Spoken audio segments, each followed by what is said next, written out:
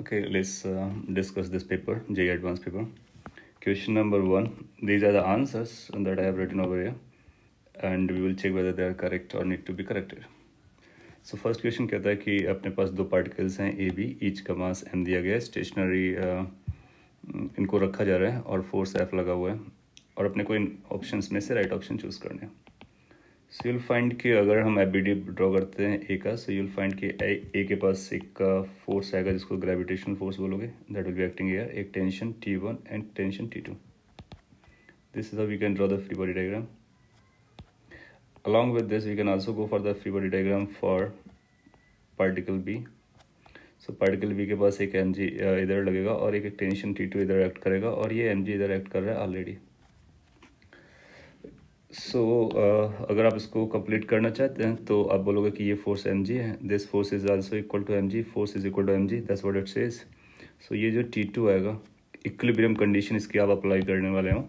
So T2 must be equal to square root of mg square plus mg square. We can write in a single line that's going to be root 2 times mg. Moreover, ये जो line होगी, line of action of tension at this location, this is going to make angle 45 और ये angle beta के बराबर हो जाएगा. So this is beta as well. So beta turn out to be 45. So this is the result we are getting from B particle. What about from A? जब आप A को study करोगे तो A के बारे में अपने को पता चलेगा, उसका भी मास m दिया गया, सो ये mg का फोर्स लग रहा होगा. इधर T2 एक्ट करेगा, ऊपर की तरफ T1 एक्ट करेगा. इनके कंपोनेंट्स कर सकते हैं.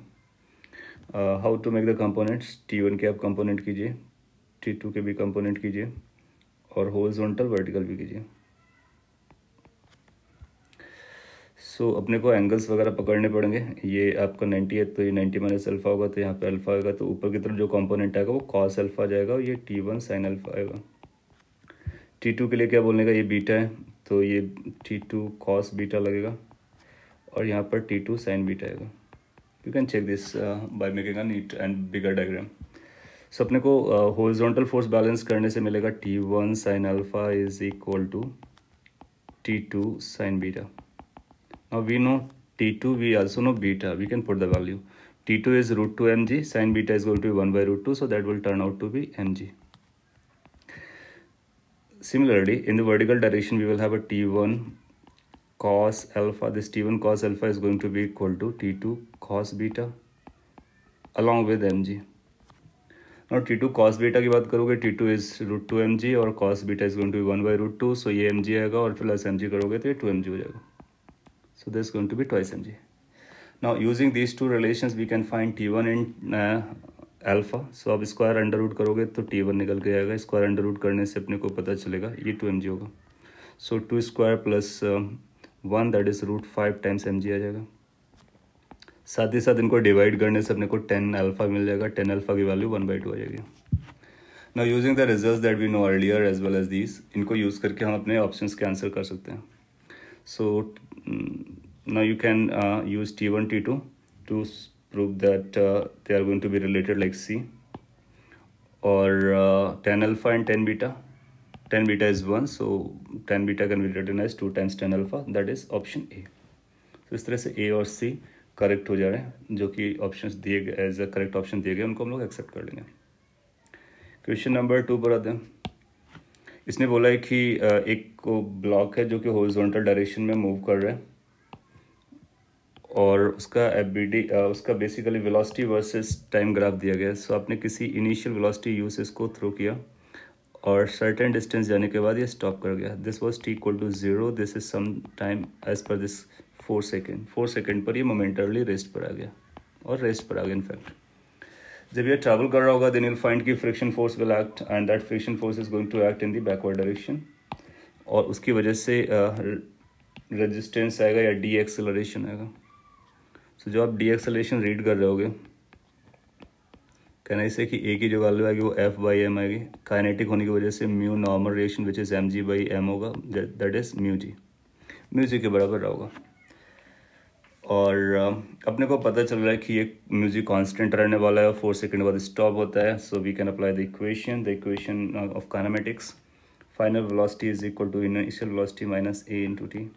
फाइनल वेलोसिटी 0 है, इनिशियल वेलोसिटी 4 दिया गया था, ए की वैल्यू अपने को पता करनी थी और टी की वैल्यू भी 4 दिया गया। So from here a turn out to be 1 meter per second square. So ये 1 मीटर पर सेकंड स्क्वायर के रिटार्डेशन से चल रहा है और सिंस अपने को पता है कि ए की वैल्यू म्यू जी होती है, सो यहाँ से अपने को पता चलेगा mu into g which is 10 is equal to 1। So mu turn out to be 0.1।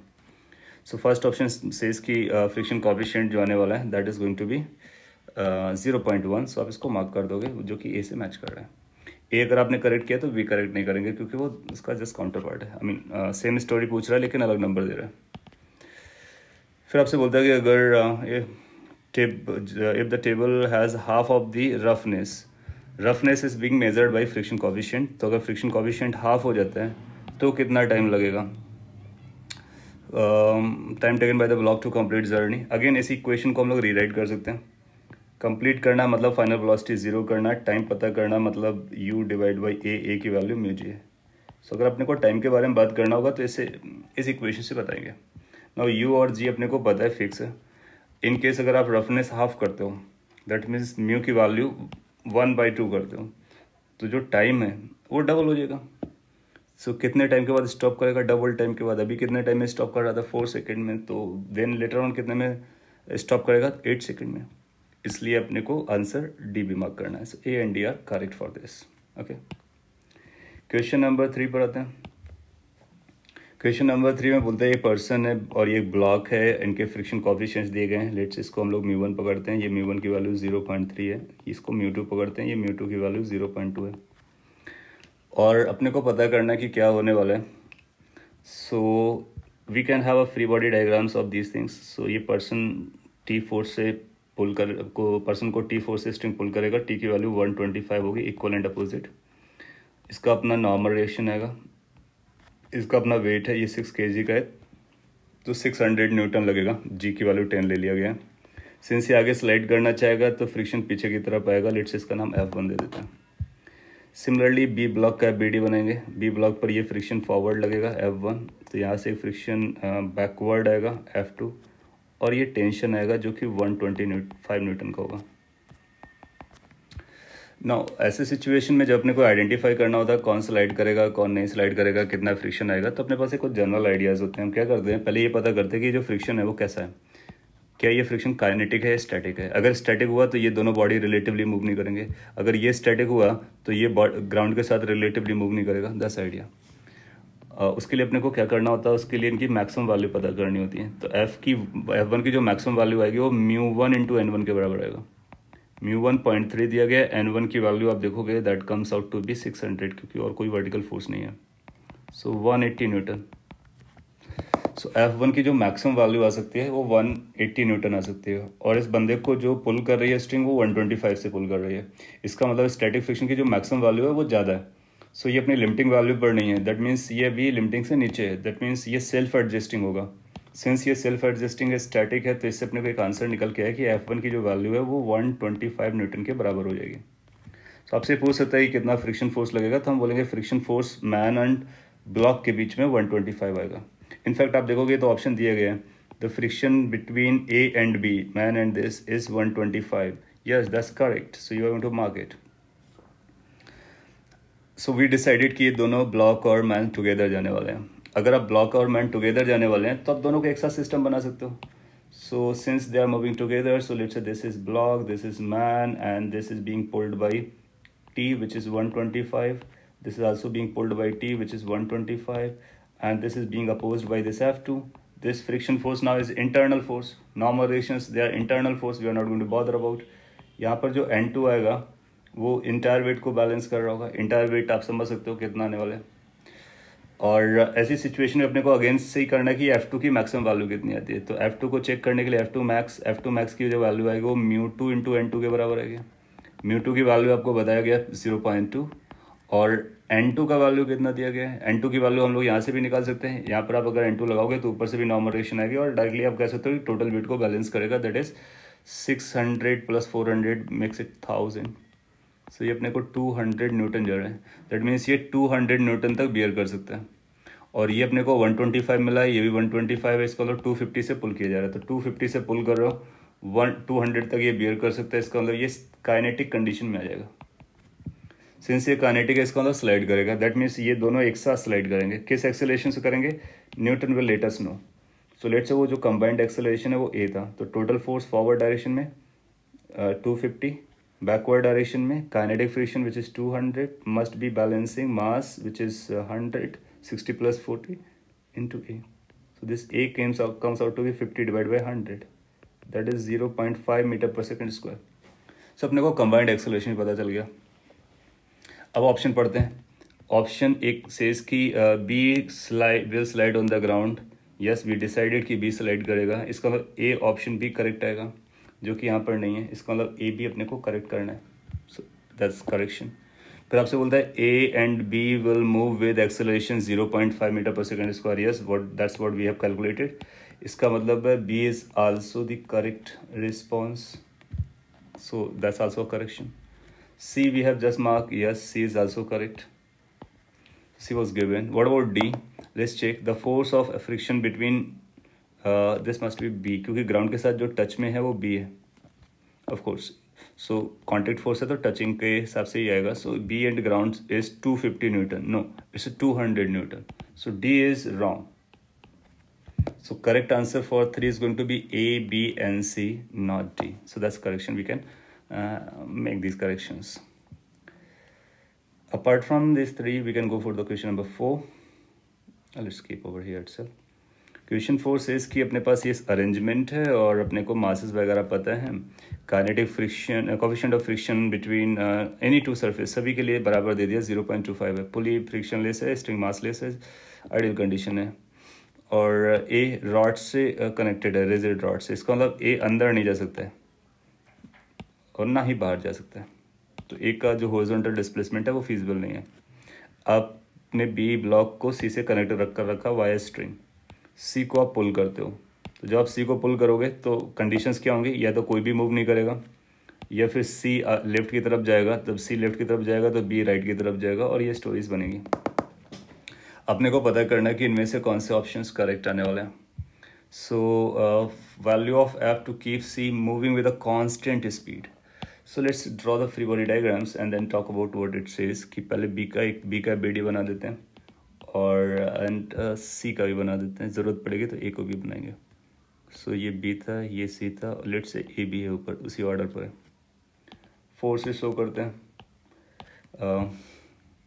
इस पर फोर्स आपने बाहर दिखाया है, चलेगा। टेंशन इधर आएगा, नो डाउट। इसका टेंशन इधर जाएगा, no doubt. Then after you will find कि फ्रिक्शंस आएंगे। ए कहीं मूव नहीं कर सकता है तो ए वहीं स्टे करना चाहेगा, और बी राइट वर्ड जाएगा तो ए पर जो फ्रिक्शन आएगा वो राइट वर्ड आएगा, और इसका रिवर्स इस पे मिलेगा। फिर बी और सी कांटेक्ट पे देखोगे, सी लेफ्ट वर्ड जाना चाहता है तो सी पर फ्रिक्शन इधर आएगा, और सी जो ड्राइव करेगा वो बी को, तो सी के रिस्पेक्ट में बी स्टे करना चाह रहा था तो बी को आपने इसका रिवर्स फ्रिक्शन दिया इस तरह से। ये फ्रिक्शंस अपने को लगाने पड़ेंगे। ये क्या लिखा हुआ है मैं आपको बताता है। ये फोर्स जो आपने अप्लाई किया, ये फोर्स है टेंशन का, ये लेट से कॉल्ड फ्रिक्शन 1, तो ये भी फ्रिक्शन 1 आएगा, ये भी टेंशन होगा, let's call it friction 2, so ये भी फ्रिक्शन 2 आ जाएगा। This is your block A which is not going to move, this is block B, this is block C. अभी सारे फोर्स नहीं दिखाए हैं, ए को रिजिडली टाई किया हुआ है, so A can't move. B पर कुछ और फोर्सेस आएंगे जो कि वर्टिकल फोर्सेस होंगे, सी पर भी जो फोर्सेस आएंगे वो वर्टिकल आएंगे, उनको हम लोग देख सकते हैं। ना ऑप्शन ये जो ए कहता है कि हम सी को कांस्टेंट स्पीड से ले जाना चाहते हैं।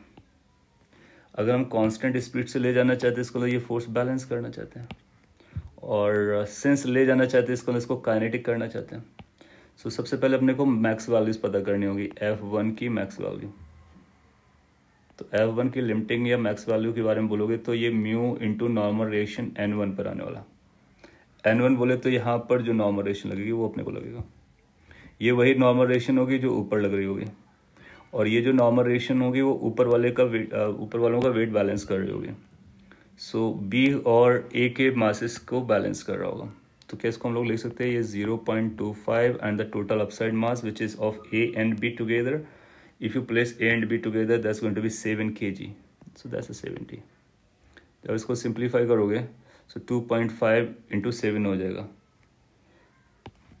सो इसको हम लोग मल्टीप्लाई कर सकते हैं। सो 25 इंटू 7 17.5 न्यूटन के बराबर आ जाएगा। कैलकुलेशन आप चेक कर सकते हो। Similarly we need to find F2 का मैक्स वैल्यू। F2 का max value,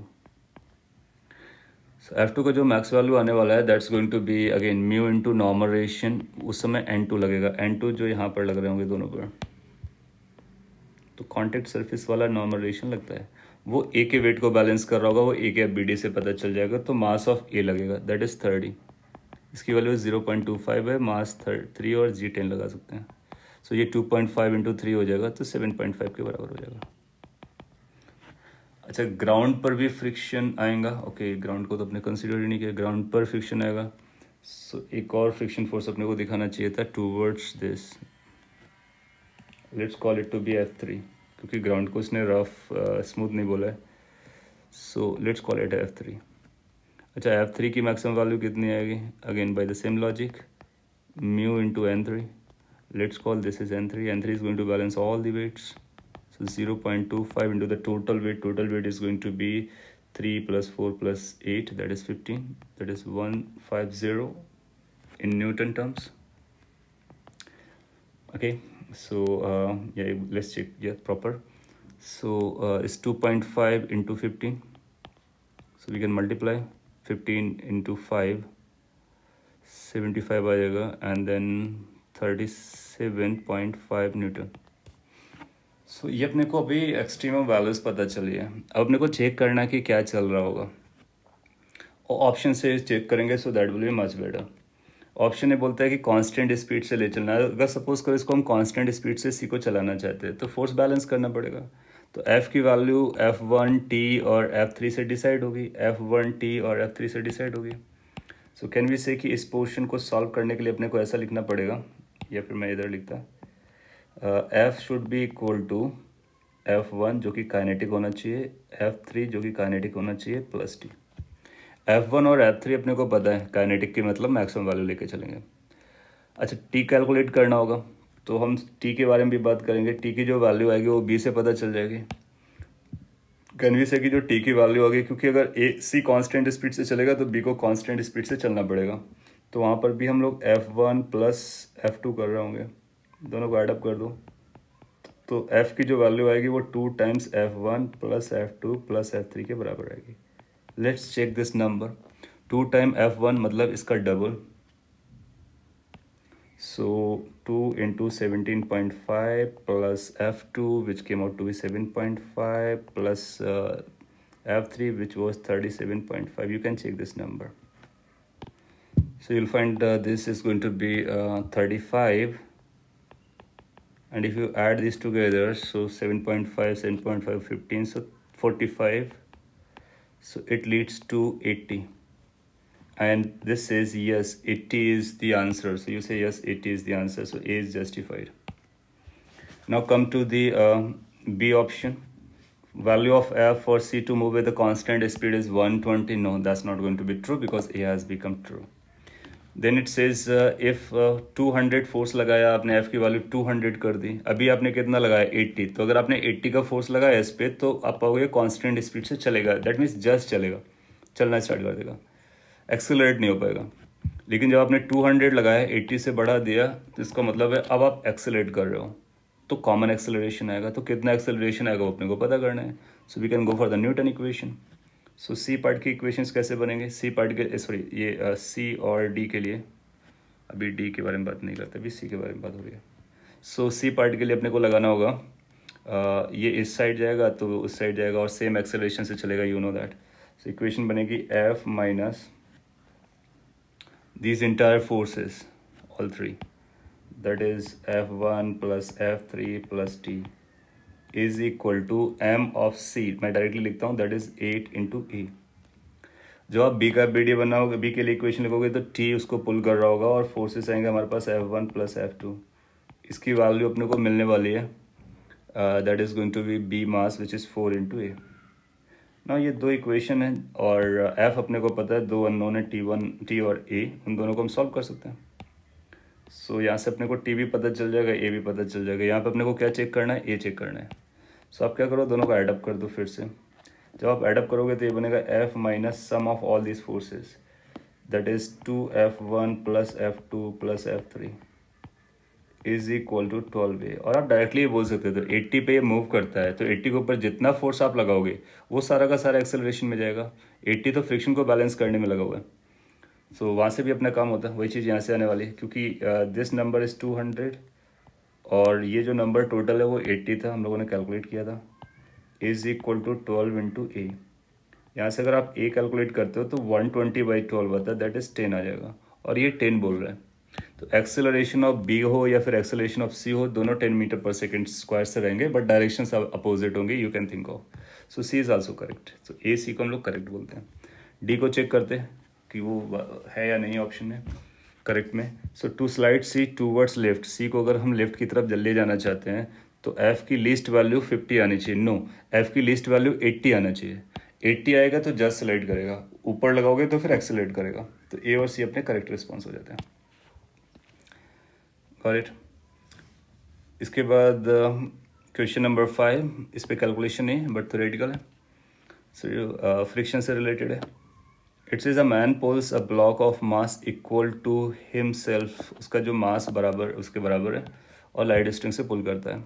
the coefficient of friction between man and floor is greater than that of floor and block, then we need to answer something. So let's say कि ये M मास का block था और यहाँ पर एक person था जो कि एम मास का है, और दोनों फ्लोर पर खड़े हुए थे। यहाँ का जो फ्रिक्शन कोएफिशिएंट μ1 है, यहाँ का फ्रिक्शन कोएफिशिएंट μ2 है, और अपने को बताया जाता है कि μ1 की वैल्यू μ2 से बड़ी है। तो यहाँ पर फ्रिक्शन ज़्यादा मिल सकता है। तो आप पाओगे कि अगर ज़्यादा फ्रिक्शन मिल सकता है तो फिर इसको एडवांटेज रहेगा पर्सन को। अब इसके ऑप्शंस के बारे में बात करनी है। If block does not move the man also does not move. अच्छा देखो, और भी थोड़ा सा एफबीडी बना देते हैं इसको। टी से अगर बंदा पुल करेगा तो दोनों तरफ टी टी लग रहे होंगे। ये पर्सन और ब्लॉक पर एफबीडी बनाया गया है, तो इसका फ्रिक्शन इधर आएगा, इसका फ्रिक्शन इधर आएगा। इसको F1 बोल लो, इसको F2 बोल लो। F1 की मैक्स वैल्यू कितनी आती है, μ1 इंटू एम जी आएगी। F2 की मैक्स वैल्यू कितना जाएगा, μ2 इंटू एम जी जाएगा। एम जी तो दोनों के लिए बराबर है, इसका मतलब है यहाँ पर फ्रिक्शन ज़्यादा जाएगा, स्टैटिक फ्रिक्शन। तो टी की वैल्यू ये ज़्यादा बियर कर सकता है, इसका मतलब ये ज़्यादा टी के लिए स्टेशनरी रह सकता है। तो अगर ब्लॉक नहीं मूव कर रहा है, इसका मतलब टी की वैल्यू इस F2 के मैक्स या उससे कम है। तो टी की वैल्यू डेफिनेटली F1 के मैक्स या उससे कम रहेगी। तो F1 के मैक्स से कम रहेगी, ये उसके बराबर या उससे कम रहेगी, इनफैक्ट कम रहेगी, ऐसा बोल सकते हैं। सो अगर ये ब्लॉक नहीं मूव करता है तो पर्सन नहीं मूव करेगा, ये हम गारंटी से कह सकते हैं। इसका मतलब ए पार्ट को मार्क कर देंगे। देन इट विल आस्क कि the block can move even when the man is stationary. Yes, क्योंकि आपका टी ऐसा हो गया जो F2 को लीड कर गया मैक्सिमम वैल्यू से, तो ये स्लाइड कर सकता है। तो बंदा इसको पुल कर सकता है और ये पर्सन वहीं पे खड़ा रहेगा, इसको स्लाइड करने की ज़रूरत नहीं है, क्योंकि इसके पास ज़्यादा फ्रिक्शन अवेलेबल है स्टैटिक की अपर लिमिट। तो ये भी करेक्ट जा रहा है। फिर if both moves, that means ये भी स्लाइड करता है और ये पर्सन भी स्लाइड करता है, then the acceleration of the block is going to be greater than that of this. देखो इनके लिए टेंशन तो बराबर रहेगा, और इसका एक्सेलरेशन इधर आएगा, इसका एक्सेलरेशन इधर आएगा। You can call it as A1, you can call it as A2। Since इसको अपोजिशन ज़्यादा मिला हुआ है, पुलिंग फोर्स सेम है, मास भी सेम है, तो आप पाओगे कि इसके लिए कम एक्सेलरेशन आएगा, इसके लिए ज़्यादा एक्सेलरेशन आएगा। ये कौन सा एक्सेलरेशन है, जिसमें पर्सन स्लाइड करके आगे जा रहा है, ब्लॉक स्लाइड करके पर्सन की तरफ आ रहा है। सो उस एक्सेलरेशन की बात कर रहे हैं, यहाँ पर हम वॉकिंग की बात नहीं कर रहे हैं, यू नो। सो स्लाइडिंग वाले पॉइंट चला, तो स्लाइडिंग अगर होगा तो आप बोलोगे कि A2 की वैल्यू ज़्यादा रहेगी, A1 की वैल्यू कम रहेगी। आप इक्वेशन बना करके भी चेक कर सकते हो, क्योंकि इस पर रेजिस्टेंस फोर्स काइनेटिक कंडीशन में ज़्यादा रहेगा। तो ये भी करेक्ट है। If both moves then block the acceleration of man is greater. Man का एक्सेलरेशन ग्रेटर हो नहीं सकता है, क्योंकि उसके पास ज़्यादा फ्रिक्शन अवेलेबल है। सो सी का काउंटर पार्ट टाइप का लग रहा है, इसलिए A B से मार्क कर देंगे, जो कि आंसर दिए भी थे। इसका मतलब there is no need for correction. Question number 6 पर आते हैं। ये बोलता है a block of mass 1 kg is at rest related to the smooth wedge moving to left words with a constant acceleration. This. तो हम लोग जानते हैं कि कोई ब्लॉक को स्मूथ सरफेस पर अगर आप रेस्ट पे रखना चाहते हो तो आपका जो एक्सेलरेशन है ना वो जी tan थीटा होना चाहिए। सो एक डायरेक्टली रिजल्ट है जिसको हम लोग कई बार यूज़ कर चुके हैं। फिर अपने को नॉर्मल रिएक्शन पता करनी है। सो एक तो थीटा वाली बात हो रही है, तो थीटा तो हमको यहीं से पता चल जाएगा। ए की वैल्यू अपने को 5 दी गई है, जी 10 होता है थीटा tan थीटा में। सो tan थीटा की वैल्यू अपने को कितना मिल गया 1/2। इमीडिएटली आप मार्क करोगे सी ऑप्शन को, जो कि यहाँ पे दे भी रहा है। अब आपको नॉर्मल रिएक्शन रीड करनी है, तो किस इसका ब्लॉक मास किसका दिया गया ब्लॉक का, तो ब्लॉक का बीडी बना लो। कई तरह से आप कर सकते हो। लेट से ब्लॉक का बीडी है और मैं ग्राउंड के फ्रेम में कर रहा हूँ। आप चाहो तो ब्लॉक का वेज के फ्रेम में जाके भी कर सकते हो ना। अगर ग्राउंड के फ्रेम से करोगे तो यहाँ पर एक नॉर्मल रिएक्शन नजर आएगी और इसका एक वेट नजर आएगा। That's what it is. और ये एम जी है और this is going to be normal reaction. अच्छा, अपने को ये पता है कि ये इस तरफ जा रहा है और ये ए एक्सेलरेशन से जा रहा होगा जो कि 5 मीटर पर सेकेंड स्क्वायर है। क्योंकि वो इस पर रिलेटिवली स्लाइड नहीं कर रहा है तो ग्राउंड पर ऐसा लगेगा कि इसका पार्ट है, तो it will be moving horizontal with same acceleration. इसको एक्सेलरेशन कौन दे रहा होगा? ऑफ कोर्स ये नॉर्मल रिएक्शन दे रही होगी। तो हम नॉर्मल रिएक्शन के दो कंपोनेंट कर सकते हैं, एक component in horizontal direction, another component in the vertical direction. Vertical direction वाला नॉर्मल रिएक्शन क्या कर रहा होगा? इसको ऊपर नीचे जाने से रोक रहा होगा। और horizontal component direction, horizontal component का जो है नॉर्मल रिएक्शन, वो इसको एक्सेलरेशन प्रोवाइड कर रहा होगा, which we are requiring now. अब एंगल्स वगैरह कुछ पता कर सकते हैं। अब इसको अगर ऐसे ज्वाइन करेंगे, सो ये एंगल थीटा है अपना, तो ये हमारे लिए 90 माइनस थीटा था और ये थीटा हो जाएगा। अगर ये थीटा है तो ये 90 माइनस थीटा होगा, ये थीटा हो जाएगा। सो आप बोलोगे ये एंगल थीटा है। बेसिकली हम ये पता करना चाह रहे थे ये कौन सा कंपोनेंट है, तो एन कॉस थीटा उधर है, एन साइन थीटा इधर है ना। हॉरिजॉन्टल डायरेक्शन में लगने वाला फोर्स कितना है? N sine theta. So we got a force N sine theta and that is going to be taking it forward, that means F equal to M A. Now N अपने को calculate करना है। सो N की वैल्यू अपने पास आ जाएगी M which is 1, A which is 5 divide by sine theta. Do we know sin theta? Yes, we do know because we know the tan theta ना। So we can find sin theta। कैसे? एक छोटा सा triangle बना लो। ये right angle है, ये theta है, ये 1 होगा तो ये 2 होगा, तो फिर ये √5 हो जाएगा। पाइथागोरस sin थीटा 1/√5 हो जाएगा। So sin थीटा 1/√5 आया, so 5 divide by 1/√5 leads to 5√5 Newton। So that's our normal reaction। Option A matches, hence A and C are the perfectly okay answers। What I did, I attempted this from the ground frame of reference using this point। अब चाहो तो इसको block veg के respect में BD बनाओ, pseudo लगाओ और देखो कि वेज के रिस्पेक्ट में ये ब्लॉक जो है मूव नहीं कर रहा है, तो रेस्ट पर आना चाहिए। फोर्स बैलेंस करोगे, अपना काम हो जाएगा। Question number 7। फिगर्स थोड़े छोटे से गए बट आप समझ सकते हो, मैं एक्सप्लेन कर देता हूँ। ये F वर्सेस T ग्राफ दिखाया गया है और ये 2 kg का ब्लॉक है। फ्रिक्शन कोफिशिएंट 0.3 दिया गया है और ये 10 और 10 नंबर दिया गया है। आपसे बोलता है कि इनके आंसर करो ABCD पोर्शन के। सो एट इक्वल टू 0 फोर्स कितना लगेगा फ्रिक्शन का? अब देखो ब्लॉक पर आप फोर्स लगाते हो तो अपने को ये देखना पड़ेगा कि इसका फ्रिक्शन कितना है और वो फ्रिक्शन की मैक्सिमम वैल्यू कितनी है, limiting value, that is static की लिमिटिंग वैल्यू। काइनेटिक आएगा तो वो फिक्स हो जाएगा, तो पहले तो ये डिसाइड करेंगे कब चलेगा। सो जब तक आपने फोर्स इसकी मैक्सिमम तक नहीं लगाया तब तक ये नहीं चलता है। That's the rule, isn't it? तो आप बोलोगे कि इसकी value mu into normal direction आएगा। नॉर्मल डायरेक्शन एम जी होगा क्योंकि कोई और फोर्स नहीं है वर्टिकल डायरेक्शन में। म्यू की वैल्यू 0.3 है। मास की वैल्यू आपको दी गई होगी, व्हाट अबाउट मास, या 2 kg, it's written on the box, और जी की वैल्यू 10 है। तो इस नंबर को जब आप सिंप्लीफाई करते हो सो यूल फाइंड कि नंबर अपने लिए बन जाता है 6 न्यूटन। इसका मतलब जब तक आपने 6 न्यूटन का फोर्स नहीं लगाया तब तक ये नहीं चलेगा। 6 न्यूटन के फोर्स से ज़्यादा फोर्स लगाया तब भी चलेगा। अब फोर्स आपका 0 से चल रहा है, 10 तक लीनियरली बढ़ता है, तो समवेयर यू विल फाइंड 6। तो 6 न्यूटन का फोर्स उस समय लगेगा जिस समय ये 6 सेकेंड होगा क्योंकि वो लीनियर जा रहा है। सो इसका मतलब 6 सेकेंड तक ये मूव नहीं करेगा। So till 6 second it will be stationary, which means t equal to 2 second पर ये स्टैटिक होगा, तो फ्रिक्शन हमारा स्टैटिक लग रहा होगा। स्टैटिक फ्रिक्शन अप्लाइड फोर्स के बराबर होता है, तो जब हम 2 सेकेंड पर आएंगे तो फोर्स भी हमारा 2 लग रहा होगा। सो हम ऐसा बोलेंगे कि 2 सेकेंड पर फ्रिक्शन स्टैटिक है, सेल्फ एडजस्टिंग है, फोर्स के बराबर है, फोर्स हमारा 2 न्यूटन का है, इसलिए ये आंसर, ये ऑप्शन जो है वो करेक्ट लिखा गया। Got it, that's good point if you have got it. T equal to 8 second की बात करेंगे तो ये 6 से आगे निकल गए हम लोग, 6 से आगे निकल गए, इसका मतलब हुआ कि अब ये चल रहा होगा तो फ्रिक्शन कितना लगेगा। सिंस ये चल रहा है दैट मीन्स स्टैटिक फ्रिक्शन की मैक्सिमम वैल्यू या काइनेटिक फ्रिक्शन लग रहा है, तो यही काइनेटिक फ्रिक्शन की वैल्यू होती है। सो 8 सेकेंड पे ये मूव करेगा, इसलिए फ्रिक्शन की वैल्यू 6 न्यूटन के बराबर, दैट मीन्स हाईएस्ट वैल्यू जो अचीव की थी वही रह जाएगी। देन 10 सेकेंड पर अपने को आना है और 10 सेकेंड पे पूछना है कि एक्सेलरेशन ब्लॉक का कितना हो जाएगा। अब इस ब्लॉक के अपने एक्सेलरेशन की हमको ज़रूरत है। सो 10 सेकेंड पर किसी भी टाइम पर कितना एक्सेलरेशन होता है उस टाइम पर लगने वाला फोर्स डिसाइड करते हैं।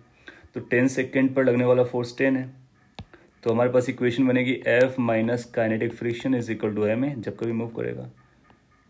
ये 10 सेकेंड के बारे में लगा रहा हूँ, तो ये 10 फोर्स था और काइनेटिक फ्रिक्शन 6 है, मास अपने को 2 दिया गया है, ए पता करना है। सब देखोगे कितना सिंपल मैथमेटिकल इक्वेशन है, that is 4/2 which leads to 2 meter पर सेकेंड स्क्वायर। इसको अगर आप 10 सेकेंड पे वॉच करोगे ना तो ये 2 मीटर पर सेकेंड स्क्वायर से चल रहा होगा। क्या यही बोलता है? यस, यही बोलता है, तो सी भी करेक्ट हो जाएगा। D at equal to 12 second velocity of the block बतानी है, ये थोड़ा सा ट्रिकी हो गया। 12 सेकेंड पर अपने को वेलोसिटी बतानी है, एक्सेलरेशन पूछता तो डायरेक्ट था। तो हम लोग क्या करेंगे, पहले पता करेंगे कब से चला था, तो 6 सेकेंड से चला था। 6 सेकेंड से 10 सेकेंड तक इसका वेरिएबल फोर्स था, तो एक्सेलरेशन भी वेरिएबल रहा होगा। फिर 10 से 12 सेकेंड तक यू विल फाइंड कि कांस्टेंट एक्सेलरेशन रहा होगा क्योंकि कांस्टेंट फोर्स है। सो पहले वेरिएबल काइनेमेटिक सॉल्व करनी है एक्सेलरेशन के लिए, फिर कांस्टेंट एक्सेलरेशन के लिए काइनेमेटिक सॉल्व करनी है, या फिर हम लोग वर्क एनर्जी थ्योरम भी जानते हैं, उसका भी यूज़ कर सकते हैं। सो आप देखोगे कि काइनेमेटिक्स हमको 2 पार्ट में लगानी पड़ेगी, पहले 6 सेकेंड से 10 सेकेंड तक, फिर 10 सेकेंड से 12 सेकेंड तक, और उसके बाद फाइनल वेलोसिटी अपने को पता चलेगा। सो इस पोर्शन के लिए हम लोग चाहें तो वर्क एनर्जी थ्योरम लगा सकते हैं, और कब से, टी की वैल्यू जब 6 से स्टार्ट हुई थी और 12 सेकेंड के बीच में, क्योंकि यहीं से मोशन स्टार्ट हुआ है। सो अब 6 सेकेंड पे जस्ट रेस्ट पे था, इनिशियल वेलोसिटी 0 थी, 12 सेकेंड पे कितना वेलोसिटी वो अपने को पता करना होगा। अच्छा, अपने को पता होता है कि वर्क डन और बाय ऑल फोर्सेस, वो सारी कहानी। So work done is equal to change in kinetic energy, final kinetic energy आएगी 12 mv², जब अपने को पता करना है, इनिशियली 0 थी। कितना फोर्स एक्ट किया होगा, कितना फोर्स एक्ट किया होगा ये पता करते हैं। सो बेसिकली 6 to 10 तक का अलग करना पड़ेगा क्योंकि ये वेरिएबल है। अच्छा, ये जो लाइन थी उसकी इक्वेशन क्या रही होगी, F इक्वल टू टी, क्योंकि 45 वाली लाइन थी ये। सो सिंस ये 45 वाली लाइन था इसलिए इसको हम टी लिख सकते हैं। सो वर्क डन की डेफिनेशन कैसे लिखते हैं, टोटल फोर्स। तो अगर हम टोटल फोर्स एक साथ लिखना चाहें तो F माइनस एफ लिखेंगे, काइनेटिक वाला है ना, क्योंकि वो स्लाइड कर रहा होगा, और इंटू डी टी करेंगे और डी आर करेंगे, जो भी आप बोलो, डी आर। अच्छा, इसमें अपने को आर को लगाना पड़ेगा और यहाँ पर ये दिया गया है। ओके, अगर इसको हम लोग आगे प्रोसीड करते हैं तो अभी अपने को काफ़ी चैलेंज आएगा, क्योंकि एफ टी का फंक्शन है, ये डी आर है। तो इस आइडिया को हम लोग ड्रॉप कर देते हैं और एक दूसरा आइडिया से इसको सॉल्व करते हैं। आपके पास काइनेमेटिक्स का आइडिया है, उसको भी कर सकते हो, वो भी लेंदी है, ये भी थोड़ा लेंदी गिरा, इसलिए हम दूसरे आइडिया की तरफ जा रहे हैं। दूसरा आइडिया क्या है, अपने को पता होता है कि जो नेट फोर्स होता है ना वो dp/dt होता है, सेकेंड लॉ ऑफ न्यूटन। इस पर हम लोग और भी क्वेश्चंस आगे फ्रेम करेंगे जब अगला चैप्टर आने वाला है, कोलिजन टाइप्स के। सो आप पाओगे कि जो dp होता है, चेंज इन मोमेंटम, उसको हम f/dt लिखते हैं, ये वेक्टर होता है, और आप चाहो तो इसको इंटीग्रेट कर सकते हो दोनों तरफ से। तो यहाँ पे चेंज इन मोमेंटम मिलता है और change in momentum integration f/dt होता है ना। इस फॉर्म में हम लोग क्यों आए वो आपको लॉजिक समझ में आना चाहिए, क्योंकि फोर्स जो है वो टाइम का फंक्शन जा रहा है, तो अपने को टाइम के साथ रिलेट करना था। मोर ओवर यहाँ पर हमको मोमेंटम मिल रहा है जिसमें वेलोसिटी भी आएगी जिसको हमको ज़रूरत थी। तो हम एनर्जी को तब यूज़ करते हैं जब वेलोसिटी पोजीशन के साथ लिंक हो, और मोमेंटम को हम तब यूज़ कर सकते हैं जब वेलोसिटी टाइम के साथ लिंक हो या फोर्स टाइम के साथ लिंक हो। एनीवे, फाइनल मोमेंटम कितना रहेगा mv, इनिशियल मोमेंटम कितना रहेगा 0, फोर्स का इंटीग्रेशन करना है तो टोटल फोर्स आएगा F माइनस एफ के इंटू डी टी। अब ये परफॉर्म करना हमारे लिए उतना चैलेंजिंग नहीं रहेगा, इसको मैं आपको एक्सप्लेन करता है कि किस तरह से हम लोग परफॉर्म कर सकते हैं, may be like this. So okay, let me carry it forward. So यहाँ से अपने को पता चला M V is equal to F. अब हमारा टाइम जो है वो 6 से 12 सेकेंड तक जाना है, तो हम इसको इंटीग्रेट करेंगे 6 से 10 सेकेंड तक। तब तक एफ की डेफिनेशन टी थी, और एफ की डेफिनेशन अभी भी कितना अपने पास रही होगी 6, क्योंकि वो 6 लग रहा था, और ये डी टी कर सकते हो। फिर इंटीग्रेशन को ब्रेक किया है, 10 से 12 करोगे, तो जब आप 10 से 12 जाओगे तो एफ की वैल्यू 10 है और इसकी वैल्यू 6 है, डी टी कर दोगे, जो कि बहुत सिंपल हो जाएगा। अब देखोगे मास अपने को पता है, मास कितना है 2, वी इज इक्वल टू, इसका इंटीग्रेशन अपने को लगेगा तो टी स्क्वायर बाई 2 आएगा, तो 1/2 कर सकते हैं। टी स्क्वायर मीन्स 10 का स्क्वायर माइनस 6 का स्क्वायर, ये तो हुआ टी का इंटीग्रेशन। माइनस 6 का इंटीग्रेशन करोगे तो 6 माइनस ये टी बन जाएगा, तो ये 10 माइनस 6 के बराबर आ जाएगा, प्लस ये वाला टर्म है जो ये 10 माइनस 6 है, दैट इज बेसिकली 4, तो ये 4 आउटसाइड आ जाएगा और 10 माइनस 6 के बराबर आ जाएगा। इन नंबर को हम सिंप्लीफाई कर सकते हैं, इसको a plus B A minus B किया तो ये 4 इंटू 16 होगा, तो 4 ये कैंसिल हो जाएगा, तो 32 के बराबर आ जा रहा है। माइनस ये 4 है, 24 के बराबर हो जाएगा, ये भी 4 है, 16 का इक्वल आ जाएगा। इसको जब आप सिंप्लीफाई करोगे सो ये -8 देगा और 24 बचा देगा अपने को, 48 यहाँ 24 आ जाएगा। अगर ये 24 आया तो v की वैल्यू कितनी आ जाएगी 24/2, that is how much 12 metre पर second. 12, need to check calculations. Since like कि कैलकुलेशन को थोड़ा सा कुछ गड़बड़ हुआ है, मैं उसको आइडेंटिफाई करता। अब देखोगे कि यहाँ पर 6 to 10 थी और यहाँ पर लिमिट 10 to 12 थी, तो ये जो नंबर है ये लिमिट्स रॉन्गली प्लेस हो गई होगी, ये लिमिट, और सॉरी दैट वाज परफेक्ट, ये वाला लिमिट जो 4 के साथ आ रहा है, तो ये नंबर हमारा बदलने का, वो नंबर बदलेगा तो फिर ये नंबर बदल जाएगा। सो इंटीग्रेशन में थोड़ा सा इशू हुआ, क्योंकि ये 6 10 था, ये इन दो टर्म्स तक कैरी करेगा, जो थर्ड टर्म जो 4 आया 10 माइनस 6 दैट्स 4, इसकी जो लिमिट जाएगी that will B 12 minus 6, sorry 12 minus what I'm writing every time, 12 minus 10, 12 minus 10, this one, so this is going to be basically 8. Now we need to simplify कि क्या बन रहा है, so it will be like इसको जब adjust करोगे -16 आएगा, और 16 माइनस चला गया तो ये 16 बनाएगा, तो जो v की वैल्यू है वो 16 डिवाइड बाई 2 आ जाएगी, दैट इज 8 मीटर पर सेकेंड आ जाएगी। Slide calculation recheck. सो उसके बाद अपने को पता चला वेलोसिटी कितना हो जा रहा है, वो 8 मीटर पर सेकेंड है, तो ये काफ़ी इंपॉर्टेंट ऑप्शन था, क्योंकि फोर्स से हम एक्सेलरेशन से वेलोसिटी की तरफ जा रहे हैं, तो हमारे पास एक ऑप्शन था काइनेमेटिक्स करने का, और या फिर आप इस तरह से मोमेंटम कैलकुलेट करके भी इसको सॉल्व कर सकते हो। अब एक बार काइनेमेटिक्स से करके चेक करो, आपका वही आंसर आएगा। 6 से 10 तक उसको वेरिएबल एक्सेलरेशन लो, फिर 10 से 2 तक उसका कांस्टेंट एक्सेलरेशन लो, दोनों फोर्स को काउंट करो, and then you will find the answer can be calculated. Then after question, इसका मतलब इसके ABCD all options are perfect. Then after we can go for this question number 8। ये बोलता है कि पोटेंशियल एनर्जी इस तरह से दी गई है, एक्स का फंक्शन है, और सारा कुछ ऐसा ही में दिया गया है, मास भी अपने को 0.1 kg दे रहे हैं, मैग्नीट्यूड ऑफ इट्स एक्सेलरेशन पता करना है। तो हम जानते हैं कि पहले पोटेंशियल एनर्जी से फोर्स निकालेंगे, फोर्स की वैल्यू आएगी -du/dx, इसको डिफरेंशिएट कर देंगे, सो अपने को मिलेगा 100 का डिफरेंशिएशन 0, ये -5 आएगा और ये 200x हो जाएगा। सो अपना जो आंसर आ रहा है वो 5 - 200x, 5 - 200x, that is what, that is force. Acceleration पता करना है, then you simply divide by mass, because we know acceleration is given as force by mass, mass की वैल्यू 0.1 दिया गया है, तो ये आ जाएगा 5 - 200x divided by 0.1। 0.1 can be taken upside to make it 10 times, so that's basically 10 times 5 - 200x। अब आपको अगर कोई x की वैल्यू बताएगा तो आप ये बता सकते हो कि उसका कितना एक्सेलरेशन आएगा and all that, isn't it. So let's find out कि x की वैल्यूज कब कहाँ कैसे पूछा गया। पहला है कि at this meter from the origin से हम लोग x मेजर करते हैं, सो x की वैल्यू डायरेक्टली दे दी है 0.05। अगर हम x की वैल्यू 0.0 रखते हैं, जो इसने बोला है, सो ए की वैल्यू बन जाएगा 10 times 5 minus 200 into 0.05 meter. So that will leads to 10 times 5 minus this number. So two zeros will adjust this, or you will find this is going to be 10 basically. So ये -5 आएगा तो -50 metre पर second square हो जाएगा, -50 metre पर second square. इसने पूछा है मैग्नीट्यूड ऑफ एक्सेलरेशन बताना है, तो मैग्नीट्यूड का मतलब उसकी मॉड वैल्यू, पॉजिटिव वैल्यू बतानी है. तो क्या पॉजिटिव वैल्यू 50 मीटर पर सेकेंड स्क्वायर हो जाएगी? यस. इसका मतलब ए ऑप्शन को हम लोग मार्क कर देंगे. सेकेंड इट सेज कि same distance from mean position. So where is the mean position? Mean position is the position जहाँ पर फोर्स जीरो होता है. सो मीन पोजीशन निकालने के लिए अपने को फोर्स को जीरो करना पड़ता है.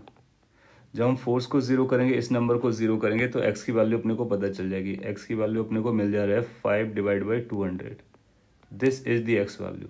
और इस एक्स वैल्यू पर क्या एक्सेलरेशन होगा, तो इस पर हम एक्स को रख देंगे तो अपने को पता चल जाएगा. सो उस पार्ट के लिए, नेक्स्ट पार्ट के लिए मे बी पार्ट के लिए अगर हम सॉल्व करें तो बी पार्ट के लिए एक्सेलरेशन हमारा आएगा 10 और 5 माइनस 200 इंटू एक्स. और जब हम लोग x की बात करेंगे तो x की वैल्यू अपने को मिल जा रही है, x की वैल्यू अपने को निकालना है. ये मीन पोजीशन है, अभी तक हम लोगों ने मीन पोजीशन निकाला है और उससे अपने को इतना एक्स्ट्रा जाना है. सो x के प्लेस पर अपने को कुछ ऐसा लिखना पड़ेगा कि वो मीन पोजीशन की लोकेशन विच इज़ 5/200 और plus extra. How much plus extra? 0.05. ये पॉइंट आपको समझना चाहिए, काफ़ी इंपॉर्टेंट पॉइंट है. सो ये मेन पोजीशन, उससे इतना डिस्टेंस, दैट मीन्स दिस. हाँ, यहाँ पर प्लस माइनस 2 आ सकते हैं, वो अपने को देखना पड़ेगा कि क्या चल रहा है, but that's going to the situation. Now you see कि ये और ये आपस में मिलकर के इससे कैंसिल आउट हो जाएगा. सो अल्टीमेटली अपने पास वही बचने वाला है जो कि बाहर था. So this is going to be equal to 10 outside, और ये दोनों आपस में सेटल्ड हो गया. So that's going to be like 200 into 0.05. जब 200 0.05 आप मल्टीप्लाई करते हो तो वो 10 हो जाता है. 10 इंटू 10 कितना हो जाएगा? 100. तो 100 मीटर पर सेकेंड स्क्वायर अपना आंसर आएगा उस केस के लिए जब मेन पोजीशन से पर्टिकुलर डिस्टेंस दूर जाएगा. तो ये भी करेक्ट जा रहे हैं. फिर आपसे बोलता है कि 0.05 मीटर फ्रॉम दी ओरिजिन. तो ये तो वही केस है जो हम लोग पहले कर चुके हैं. इसका आंसर 50 आ गया, तो 150 तो नहीं आएगा. और फ्रॉम मेन पोजीशन ये भी सॉल्व कर चुके हैं. तो ए और बी सही होगा, सी नहीं होगा. तो इस पर भी करेक्शन है, C should not be the answer. So correct answers are going to be A and B. Got it? So that was for question number 8. Question number 9 ये काफ़ी थ्योरेटिकल था, आपके नोटबुक में भी रहा होगा. वन एंड ऑफ स्प्रिंग जिसका के वैल्यू है और उसको अपने स्मूथ सरफेस पे ब्लॉक से कनेक्ट किया हुआ है. वर्क डन अपने को बाय द स्प्रिंग फोर्स पता चलता है. स्प्रिंग फोर्स का वर्क डन पॉजिटिव हाफ के एक्स स्क्वायर. हम लोग जानते हैं हाफ के एक्स स्क्वायर तभी होता है जब मेन पोजीशन इन्वॉल्व होता है, और प्लस तब होता है जब मेन पोजीशन की तरफ जा रहा होता है, क्योंकि फोर्स का डायरेक्शन हमेशा मेन पोजीशन की तरफ होता है. अगर डिस्प्लेसमेंट भी मेन पोजीशन की तरफ हुआ तभी पॉजिटिव आएगा. सो प्लस हाफ के एक्स स्क्वायर की वैल्यू तभी आने वाली है जब ब्लॉक हमारा मेन पोजीशन की तरफ जा रहा हो, आइदर कंप्रेस्ड लोकेशन से और इलोंगेटेड लोकेशन से. सो ए ऑप्शन कहता है कि spring was initially compressed by a distance X and finally comes to the natural length. Yes, that's what we are saying. So A is correct. It was initially stressed by x and comes to the natural length. Yes, that's what we are saying. So either compressed or elongated, both will work, right? और ये उसके just reverse लिखे हुए हैं, तो उस case में negative आएगा. क्वेश्चन नंबर 10 के बारे में बात कर सकते हैं. It says in the adjoining figure block A is of mass m and block B is of mass 2m. The spring has force constant K. All the surfaces are smooth and system is released from rest and the spring with the spring unstressed. तो इसको आपने release किया है rest से. Maximum extension कितना आएगा ये अपने को पता करना है. मैक्सिमम एक्सटेंशन तो हम लोग जानते हैं. मैक्सिमम एक्सटेंशन निकालने के लिए वर्क एनर्जी मेथड जैसा कुछ लगा देते हैं. तो वर्क एनर्जी थ्योरम लगाएंगे. एज्यूम कर लेते हैं कि ये एक्स या एच अमाउंट नीचे गया होगा, मैक्स. सो या फिर कैपिटल एच मान लो. अगर ये कैपिटल एच आगे जाएगा तो ये कैपिटल एच इधर जाएगा, इसका मतलब स्प्रिंग में भी इलोंगेशन कितना आएगा, कैपिटल एच आएगा। Work done by gravity B पर कर रही होगी तो ग्रेविटी का वर्क डन आएगा mass which is 2m of the B block का मास 2m दिया गया, इंटू जी इंटू एच। इस पर कोई भी वर्क डन नहीं आएगा ग्रेविटी का, क्यों, क्योंकि इंटरनल है और वैसे भी अपसाइड डाउन साइड नहीं जा रहा है। स्प्रिंग वर्क करेगा, स्प्रिंग का वर्क डन कितना आएगा, -12kh²। वाई माइनस क्योंकि मीन पोजीशन से चला है तो स्प्रिंग का वर्क डन दिया जाएगा। और सिंस मैक्सिमम एलोंगेशन चाहिए अपने को, तो फाइनली जहाँ पर भी जाएगा मोमेंटरली रेस्ट पर आएगा, क्योंकि उसके आगे जाना उसको फिजिबल नहीं है, तो उसका मतलब वहाँ पर वेलोसिटी जीरो वही होगी। So change in kinetic energy initial to final zero रही होगी। सो यहाँ से एच की वैल्यू अपने को मिल जा रही है 2 × 2mg/k। और वैसे भी हम लोगों ने सिमिलर क्वेश्चन किया था कि अगर एफ फोर्स लगाते हो तो मैक्सिमम एलोंगेशन 2f/k होता है। यहाँ पर जो फोर्स एलोंगेट करने के लिए लग रहा है वो 2mg का फोर्स है, तो इसका डबल कर देना है। सो वहाँ से भी हम लोग डायरेक्ट आंसर लिख सकते हैं, but still if you want to prove you can prove it कि 4mg/k आ रहा है। यस 4mg/k आ रहा है, इसका मतलब ए ऑप्शन करेक्ट है। Then come to the option B, the speed of block A when extension in the spring is this. तो अब आपसे बोल रहा है कि हम इसकी एक्सटेंशन दे रहे हैं, तो जितना एक्सटेंशन आएगा उतना ही ये डेप्थ पे जाएगा। सो फिर से वर्क एनर्जी थ्योरम लगाएंगे, लेकिन आप किसी एच अमाउंट के लिए या डिस्टेंस के लिए। सो हम लोग बोलेंगे कि वर्क एनर्जी थ्योरम अगर लगाते हो, सो एक्सटेंशन अपने को पता है कितना है, तो एच की वैल्यू हो गया या एक्स की वैल्यू हो गया। तो अगर मैं डायरेक्टली लिखूंगा तो कुछ ऐसा बोल सकता है कि वर्क डन बाई ग्रेविटी आएगा 2mg इंटू एक्स जहाँ पर एक्सटेंशन भी है। स्प्रिंग का वर्क डन आएगा -12kx²। और इसकी जो वैल्यू आएगी वो चेंज इन काइनेटिक एनर्जी के बराबर आएगी। काइनेटिक एनर्जी इसके पास भी आएगा, इसके पास भी आएगा, दोनों के पास सेम वेलोसिटी और स्पीड्स होंगे, सेम स्पीड होंगे। तो क्या हम ऐसा लिख सकते हैं, 12 2mv², बी की काइनेटिक एनर्जी 12mv² -0। सो ये फाइनल काइनेटिक एनर्जीज हो गया। अब अपने को x दे रखा है, v के बारे में पूछा गया, इसको सिंप्लीफाई कर लो। x की वैल्यू 2mg/k रखना है, तो जब यहाँ पर हम लोग 2mg/k रखेंगे तो आपको पता चलेगा ये बनेगा 4m²g²/k माइनस। इसकी जगह भी हम लोग रखना चाहते हैं कितना, 2mg/k। सो 2 का स्क्वायर करोगे 4 और ये 2 डिवाइड हो जाएगा तो 2 बचेगा, तो आएगा 2m²g²/k²। एक k कैंसिल हो जाएगा तो k बचेगा। दिस साइड यूल फाइंड कि 3/2mv² हो गया। अपने को v पता करना था, सो यू कैन चेक कि कुछ अपने को यहाँ से मिलता हुआ नज़र आ रहा है। सो ये 4 में से 2 गया, 2 बचा। So we are getting like 2mg²/k, और ये 2/3 इधर आ जाएगा, m मैंने कैंसिल कर दिया, ये v² की वैल्यू हो जाएगी। फर्दर मोर ये 4/3 बचेगा, तो ये आएगा g² and you will have something like 4m/3k। When you are going to take under root, so ये 2g बाहर निकाला जा सकता है, √m/3k बन सकता है। सो अगर ऐसा ऑप्शन दिया गया है तो हम उसको मार्क करने वाले हैं। So speed is going to be 2g √m/3k, that means it's correct. So अपने को ऑप्शन बी भी करेक्ट मिला, ये पता चल गया। सी के बारे में बोला, net acceleration of block B when the extension in the spring is maximum. जब स्प्रिंग में मैक्सिमम एलोंगेशन हुआ था, एक्सटेंशन हुआ था, उस समय ये मैक्सिमम एक्सटेंशन था। तो एट दैट टाइम कितना ब्लॉक बी का एक्सेलरेशन रहा होगा उसको पता कर सकते हैं। कैसे पता कर सकते हैं, बी के एफ/बी/डी बना करके। तो यहाँ पर बनाता है बी का एफ/बी/डी। सो बी के पास एक टेंशन था और इसका अपना खुद का मास था 2mg, और ये टेंशन अगर मेरे को पता चलता है तो इसका एक्सेलरेशन हम बता सकते हैं न्यूटन्स लॉ लगा करके। अच्छा, टेंशन यहाँ से ए के बैलेंस से पता चलेगा, जितना स्प्रिंग होगा वही टेंशन रहा होगा। स्प्रिंग का फोर्स रहता है k × x। x अपने लिए मैक्सिमम के लिए कितना था, h, उसका नाम मैंने h दे दिया था, आप कैपिटल x भी दे सकते हो। h की वैल्यू हम लोगों ने कैलकुलेट करी थी, ये थी, तो ये 4mg के बराबर है, 4mg के बराबर है। इसका मतलब ऊपर टेंशन 4mg था, नीचे फोर्स 2mg था, तो रिजल्टेंट फोर्स ऊपर 2mg रहा होगा। सो क्या यहाँ से हम ये क्लेम कर सकते हैं कि a की वैल्यू 2g के बराबर रही होगी। कैसे 2g कैसे बोलना है, एक बार मैं बोलता कितने के बराबर रहेगी, कैलकुलेट कर देता हूँ। टोटल फोर्स अपसाइड कितना आएगा, 4mg - 2mg। This must be equal to mass which is 2m × a। Okay, need to be solve carefully. So ये बनेगा अपने लिए twice M G is equal to twice M into A. सो A की वैल्यू अपने को जी मिल रही है। That means B block extreme position पर जाने के बाद ऊपर ए एक्सेलरेशन से जाएगा। और जबकि ये बोलता है 2g/3, तो जी आंसर आना चाहिए, 2g/3 नहीं, इसलिए रॉन्ग हो जाएगा। Tension in the thread for extension of this in the spring is this. तो जब ये एक्सटेंशन होगा तो टेंशन कैसे लिख सकते हैं? Tension is equal to extension into spring constant, क्योंकि एक आईबीडी बताएगा कि दोनों फोर्स एक दूसरे को बैलेंस कर रहे होंगे। अच्छा, यहाँ पर मैंने हो सकता है कि इसको अपने को रीचेक करना पड़े। कैसे? क्योंकि हमने इसका एक्सेलरेशन काउंट किया था और इसका एक्सेलरेशन होगा तो इधर भी एक्सेलरेशन आना चाहिए। वो थोड़ा सा इशू बन गया मेरे को लग रहा है।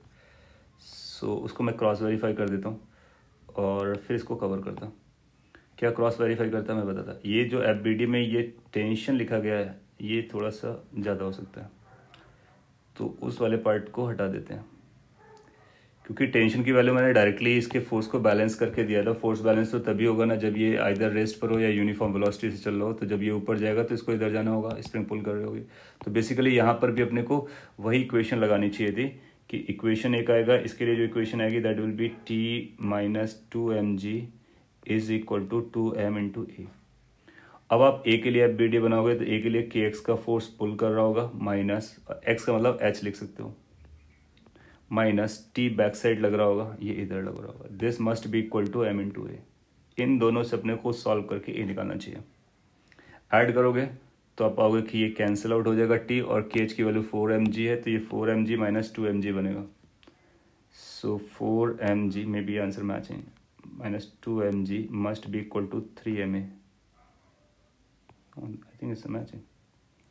सो यू विल फाइंड कि ये 2mg बचेगा और ये 3 होगा, तो ए की जो वैल्यू अपने को मिलने वाली है, A turn out to be how much? 2g/3। Good, 2g/3 and that's what it is over here.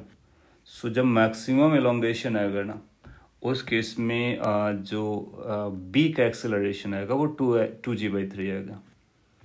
यह भी स्ट्राइक किया और एक अच्छा पॉइंट था, क्योंकि यहाँ पर भी अपने को एफबीडी बनाना है और ये एक्सेलेरेट कर रहा होगा तो ये भी एक्सेलेरेट कर रहा होगा, एज सिंपल एज एनीथिंग। तो टी को हम के एक्स बोलेंगे, वो रॉन्ग हो गया। सो अपने को एफबीडी बनाना, टोटल फोर्स लिखना, F equal to M A लगाना। गुड। सो अपना एक आंसर सी भी आ रहा है, सो सी भी करेक्ट है।